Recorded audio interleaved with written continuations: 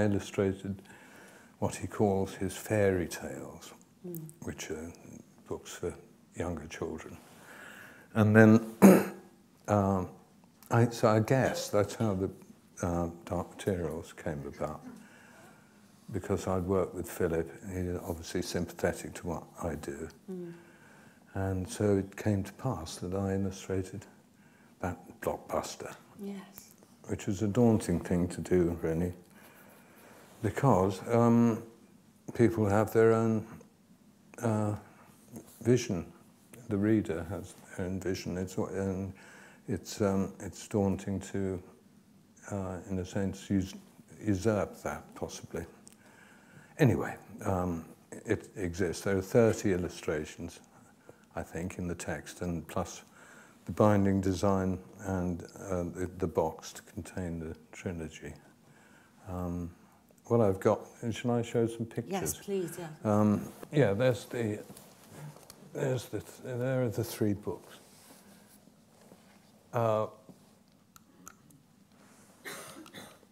And that's the title page illustration for Northern Lights. It's the only illustration where there's a close-up of a figure, because basically I couldn't avoid having to deal with Lyra, who's the chief figure in the trilogy. And the rest of the illustrations, I've tried to avoid close-ups of figures. Why was that? Because I prefer a kind of oblique approach where you're creating a context, hopefully. Like Peter, you know, the binding is always quite an exciting part to work on, and that was something that I worked on quite early on in the process with designer Gavin Morrison. And by his suggestion, he said, oh, the lion's a fantastic character, you know, maybe the lion should kind of lead the way on the cover.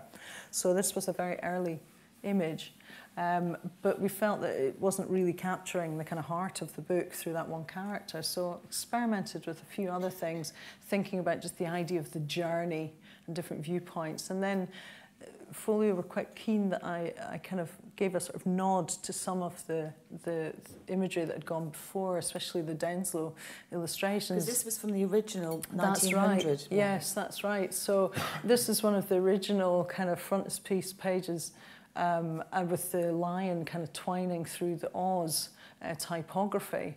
And we thought, you know, maybe there was something that we could do with that. And so I had to think, and I went back to the feeling of the screen print, and I remembered sort of these Athenian vases, you know, these stories that get told on the surrounds, these vases, and I thought that would be quite striking, maybe on the cover of the book. So I had to look at some of those, and then thought about what I could do with this kind of almost silhouetted idea of these characters sort of running around the slipcase of the book. I was about a year and a half out of uni, so the Folio Society throughout uni was the biggest thing, and so I was immediately like, well, I don't think I'm going to get it, but you know, you want to get it. So I did a test piece for them, and yeah, they got back to me and said they loved it, and I think it was like it was the same kind of thing for you.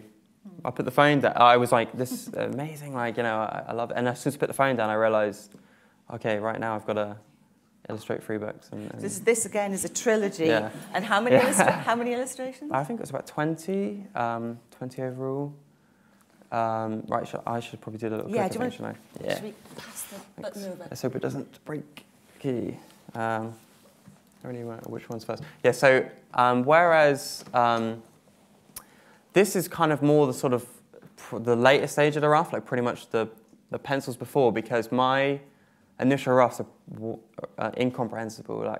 Like when I first think of an idea, I do thumbnails in a sketchbook, and they are they're terrible. Like if anyone saw them, I'd be ashamed to show them. So it goes for a lot of like really scruffy stages, and then what I wanted to do was show a kind of quick penciled version, which I sent off, and then I sort of annotate bits on them.